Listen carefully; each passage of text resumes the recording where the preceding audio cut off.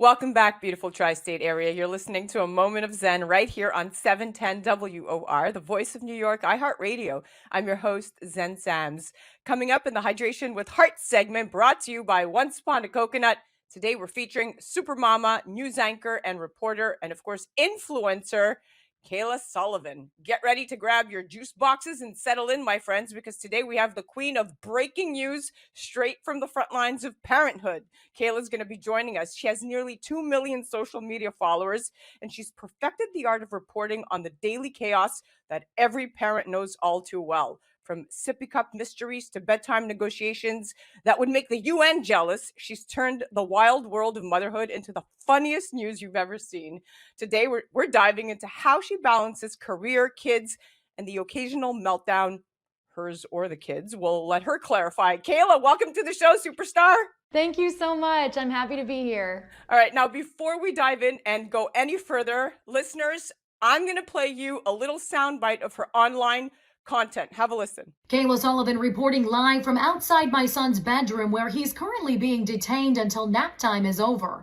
Now, this story does involve a minor, so I can't release specifics, but what I can confirm is my son is a 2-year-old terrorist who held me hostage at the Olive Garden earlier today.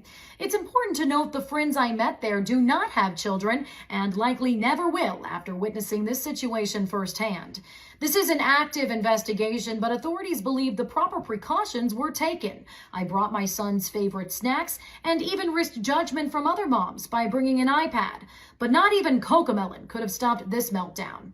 After several cries demanding, quote, "Ketchup! Ketchup!" a Good Samaritan waitress miraculously understood it as the English word ketchup and brought him a bottle. Unfortunately, her good deed was later punished after he threw a ketchup-covered fork at her. Not all heroes wear capes, but this one should have worn an apron. You know, these toddler outbursts are becoming increasingly common as more and more parents try out the new craze, gentle parenting, and completely suck at it. I'll keep trying. Back to you. All right, let's dive right in. Hilarious and super talented. Oh my goodness, you have all the checkbox checked. Kayla, you have made quite the leap from TV news anchor to social media star with nearly 2 million followers. That's how I found you. What was the moment that made you decide, hey, you know what? TikTok is where I belong. I mean, is it more fun reporting on the daily chaos of parenthood than the evening news? Tell me.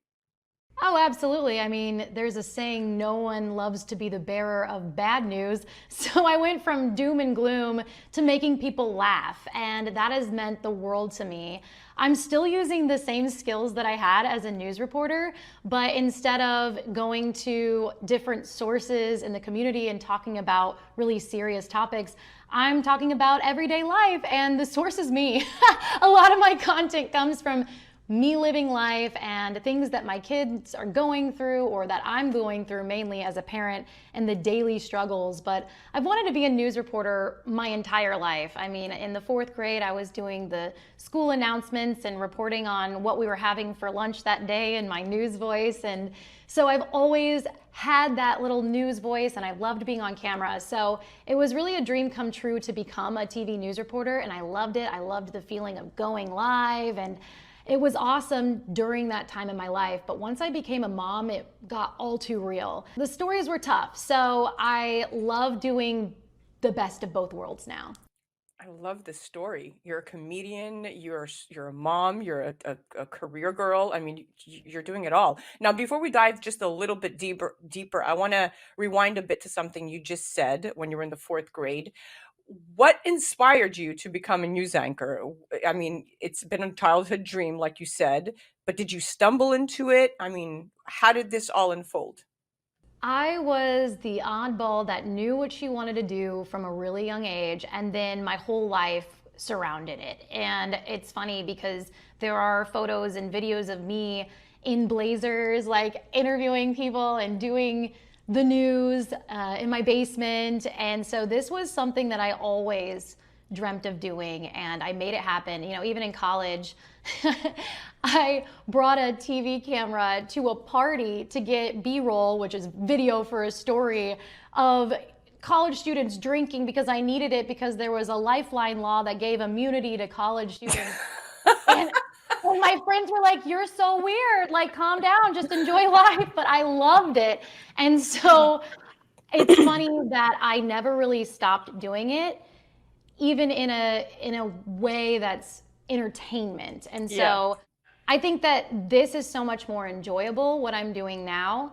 I will always respect the news, but things change when you become a mom. And I'm so fortunate that I was able to still do what I love, but I found something that works for me and my schedule and that work-life balance. That's great. Now, you've really nailed that perfect blend of humor and reality into your skits, let me tell you. And parents everywhere are nodding along and thinking, yep, that's my life.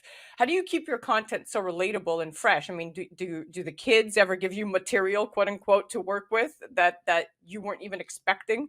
Everything I report on or make a skit on is inspired by a true story. You know, that disclaimer at the beginning of those movies, like this was inspired. I should have that disclaimer on everything because it's all real. And I think that's why it resonates so well with people on social media, because I think a lot of kids do what, I mean, my kids aren't any different than any normal kid. And I also really look for things that I think other people are going through, because I think that that's the service that I'm providing is relatability. And if it's funny, if I can kind of find something that I feel like every parent experiences, that's the stuff that I look for. Now, you've recently gotten married and become a stepmom. Congratulations. Thank you. That must have added a new layer to your content or even to your personal life. I'm sure there's no shortage of blended family moments that could go viral. So I'm sure you're getting content on that end too. Now, let's talk about balancing career and motherhood. So, you know, Kayla, Jessica Turner from the Mom Creative. I always follow her. I don't know if you know who Jessica Turner is, but she's from the Mom Creative. She talked about the importance of carving out time for both your career and your family without feeling guilty about either. And it's about finding that harmony, not balance, she said. And it's interesting because you're connecting with millions of parents online, especially working moms. I'm one of them. What do you think it is about your content that resonates so deeply with us? Is it the shared struggles, the laughs, or maybe a little of both? And before you answer that, how important has authenticity been in building your career both on and off social media? It's funny because as a TV news reporter, what was most important to me was the truth and honesty. So authenticity is everything on social media as well, because I'm reporting the truth of parenting. I'm reporting the ugly truth, if you will, but in a lighthearted way. And I think that that's why people like it, because I'm not sugarcoating things. I'm telling you how it is. And I'm not complaining, and I'm not condoning bad behavior as a parent. I'm very self-deprecating, but the message is always, I'm still trying. I'm still trying to be better.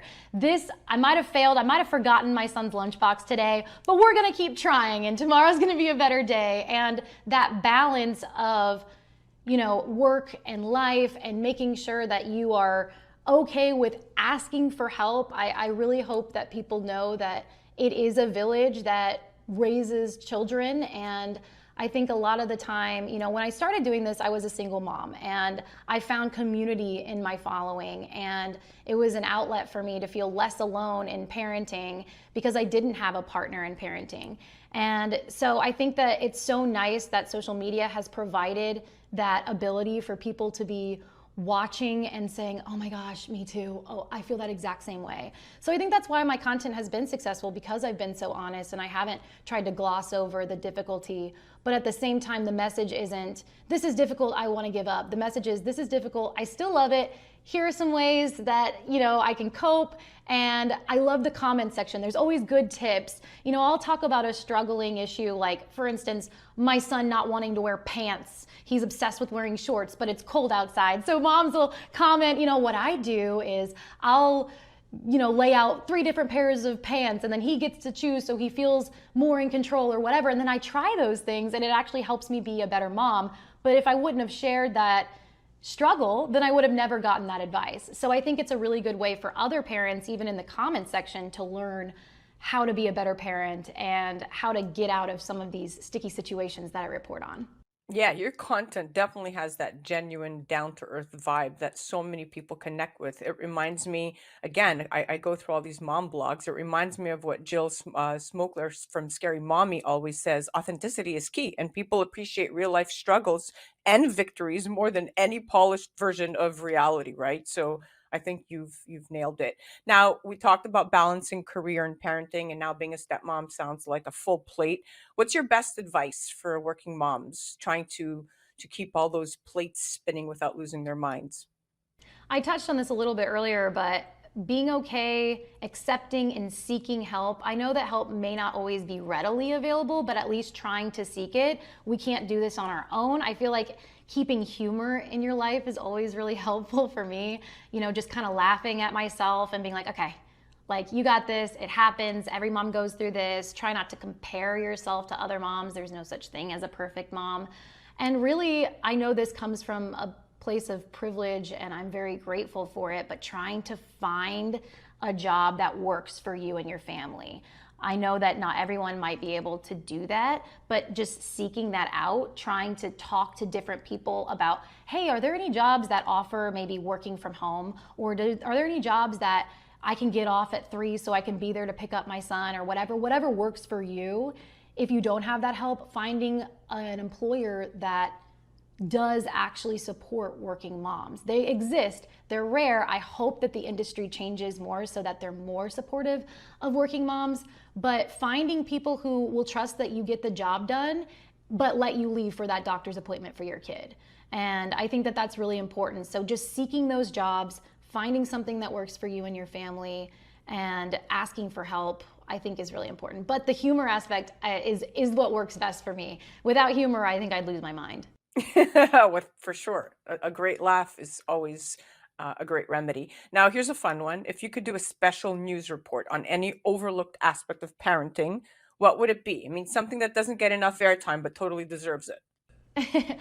I do think blended families would provide some really good content. I wish there was more blended family content out there, but I don't usually let parenthood topics go overlooked. If it's going on in my life, I report on it. And I can tell you what I'm working on right now, something that I realized, and I'll be probably posting a report on soon, is the fact that for some reason, ever since I became a mom, I've started talking in third person. Like I'll be like, mommy needs to go potty before we leave for the park.